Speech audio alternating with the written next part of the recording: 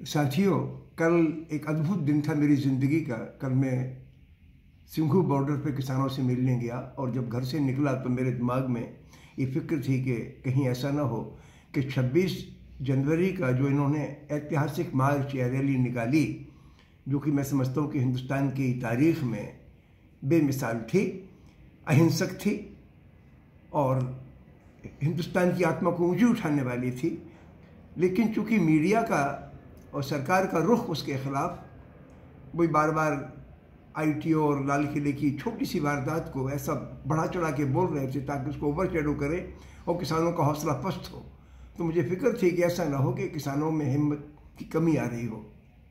इसलिए आपसे मैं कल टिकरी बॉर्डर गया, सिंघू बॉर्डर गया, 10 बजे पहुंचा और जैसे ही मैं वहाँ पहुंचा और मैंने किसानों से बातचीत की तो किसानों का खुलापन देख के, जितने अपनेपन से उन्होंने मेरी एक एक बात को समझा और उससे बिल्कुल जैसे रेजोनेट कर गई, उनकी आत्मा से वही आवाज़ निकली कि हमारा कतई कोई इरादा किसी चीज़ को गलत तरीके से पेश करने का था ही नहीं। हमने तो, हमारा कोई लेना देना नहीं था किसी भी डिस्टर्बेंस से, वैसे भी डिस्टर्बेंस हुआ नहीं और जो थोड़ा बहुत हुआ वो हमारा तो उससे कोई लेना देना था नहीं। ये तो सरकार और मीडिया हमें बदनाम करने पर तुले हैं। तो मैंने उनसे एक बात कही कि देखिए, आपके पीछे ना तो हिंदुस्तान के मध्यम वर्ग की ताकत है, ना हिंदुस्तान के व्यापारी वर्ग की ताकत है, ना हुकूमत की ताकत है, और आप मंडी में बेजुबान हैं। उसके बावजूद आप अंदर आत्मा की ताकत से इस आंदोलन को चला रहे हैं। 2 महीने अपने पंजाब में चलाया और 2 महीने पंजाब के साथ साथ बाकी तमाम इलाकों के राज्यों के किसानों ने मिलके इसको यहाँ चलाया और देश में चला रहे हैं। और सब जगह टोटली अहिंसक आंदोलन है। इसमें किसी व्यक्ति से घिरना नहीं। आपको तो कानूनों का खोट मालूम पड़ गया है कि कानून तो हमारी जड़ें खोद देंगे, कब्र खोद देंगे, लिहाजा आप उसके खिलाफ लड़ रहे हैं। तो जब मैंने कुछ बातें रखी तो उन्होंने बिल्कुल पूरी आत्मा से उन बातों, हमारी बातों को कबूल किया। उसी वक्त एक मैंने गज़ल भी मेरे दिमाग में आ गई थी, तो मैंने गज़ल का एक शेर आया था दरअसल मेरे दिमाग में कल सवेरे जाते वक्त। तो मैंने जब उनको सुनाया तो ऐसे लगा जैसे उनकी आत्मा की आवाज़ उसमें प्रकट हो गई। फिर मैं उसके आगे जब आगे बढ़ा तो लोगों से मिलने लगा। मेरा शायद 15वां या 16वां ट्रिप था ये सिंघू बॉर्डर का, और इससे बड़ी भीड़ भी मैंने पहले देखी थी। तब भी मैंने गज़लें गाई थी, बातें की थी लोगों से, लोगों ने अपनापन तब दिया था। लेकिन कल का फ़र्क था।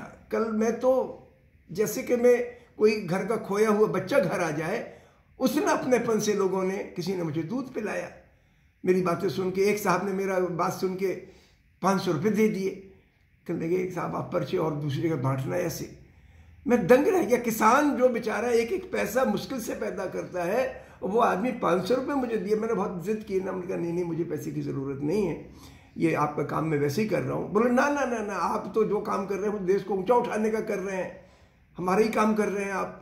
मैं हिल गया उस आदमी की बात से। पंजाब के किसी दूर दराज गाँव का वो आदमी था।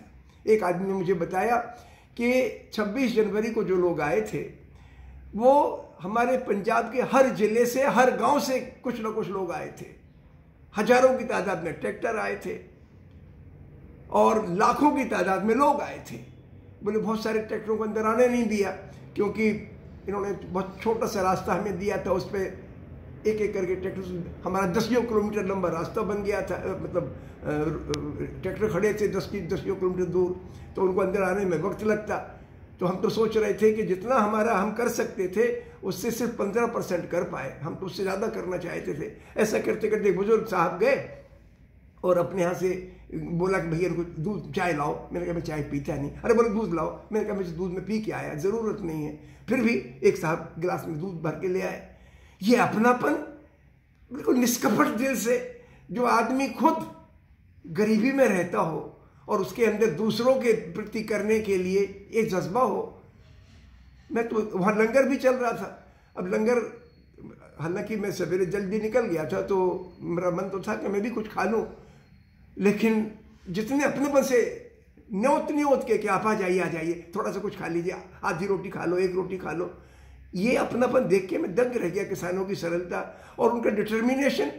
फिर मैं जब वहाँ पर एक दूसरे 2 मंच बने हुए हैं उधर, तो दूसरे मंच पर जब पहुँचा तो वहाँ मंच पे कार्रवाई चालू हो चुकी थी, कुछ लोग बोल रहे थे। मैंने कहा कि अगर मुझे वक्त दें तो मैं एक शेर सुनाऊं और एक 4 मिनट बात करूं, 5 मिनट का वक्त दे दीजिए। उन्होंने मुझे 5 मिनट का वक्त दिया, तो मैंने शेर सुनाया। वो शेर ये था, जमीन खोद के सोना उगाने वाले हैं, अनाज और दूध की नदियां बहाने वाले हैं, सड़क पे बैठे हैं, सड़क पे बैठे हैं ठंडी की सर्द रातों में, हुकूमतों के ये सर को झुकाने वाले हैं, हुकूमतों के ये सर को झुकाने वाले हैं। और उसके बाद जब मैंने 1942 के आंदोलन से इस 26 जनवरी के ऐतिहासिक मार्च को जोड़ा और मैंने कहा कि आपने नई तारीख लिखी है। गांधी जी ने सत्याग्रह किए थे, बड़े बड़े सत्याग्रह किए, लेकिन किसानों का इतना बड़ा सत्याग्रह कभी नहीं कर पाए। वो चंपारण का किया, खेड़ा का किया, बारदोली का किया और भी कुछ जगह सत्याग्रह हुए किसानों के, लेकिन वो एक एक जिले तक सीमित थे। ये आंदोलन तो देशव्यापी है और समझ लो लगभग नाउम्मीदी की सूरत में आप कर रहे हो।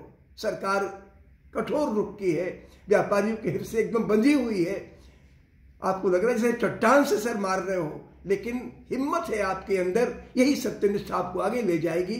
और चूंकि सरकार आपके खून पसीने की कमाई पर पलती है, ये व्यापारी सारे के सारे चाहे वो कारखाने हो तो पूरा कच्चा माल, खेतों का कच्चा माल, खदानों का कच्चा माल, जंगलों का कच्चा माल आप ही पैदा करके उनको देते हो, उनके कारखानों को आप ही चलाते हो, लिहाजा इनको झुकना पड़ेगा।